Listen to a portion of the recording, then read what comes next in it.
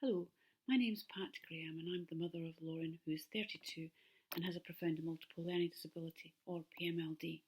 I'm also the chair of the board of a charity called PAMIS, which supports people with PMLD and their families and carers. Lauren's non-verbal, has limited understanding of many things.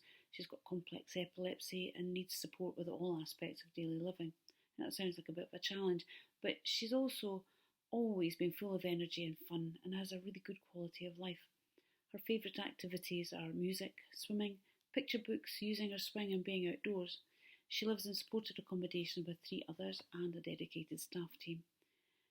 She's always come home to visit us several times a week and we love spending time with her, but when we went into lockdown it wasn't possible for us to visit Lauren nor for her to come to visit us.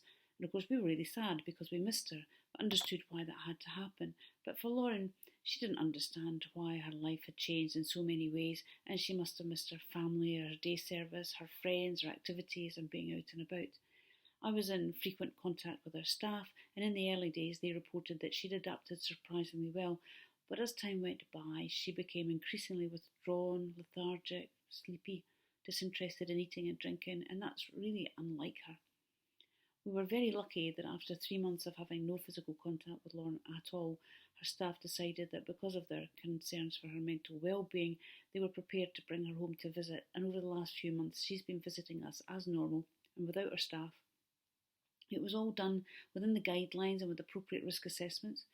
But she still hasn't returned to her normal self, but there's been a great improvement. Although, unfortunately, at the moment we're still unable to see her again because one of our staff team has tested positive for COVID, but hopefully it won't be long before she can come back home again to visit.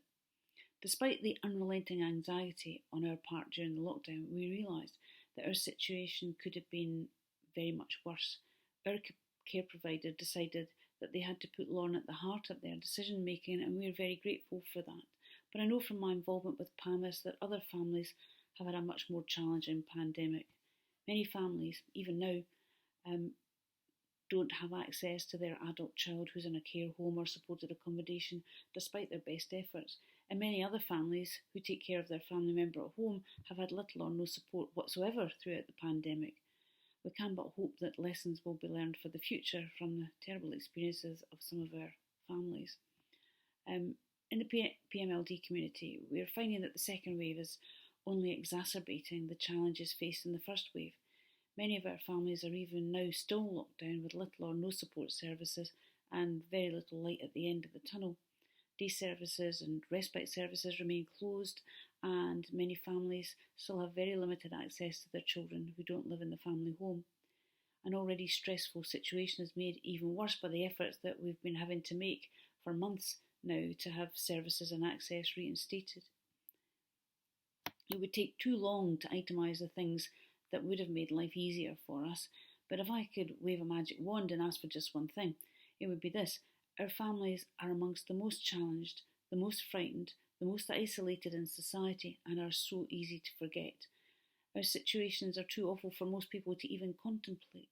So please, in future, at every level, put us at the front of the queue and not in our usual place at the very back of the queue. As the parent of a child of whatever age with PMLD, you become accustomed to fighting on their behalf. They so often don't have a voice, both literally and metaphorically, so our mission in life is to provide that voice for them. PAMIS has been creating a multisensory resource to help support families and carers with all the challenges that they've faced during the pandemic, as well as the ongoing consequential trauma. As part of that resource, I was asked to write a poem about how I imagined Lauren might have felt as a result of the losses that she's experienced because of COVID.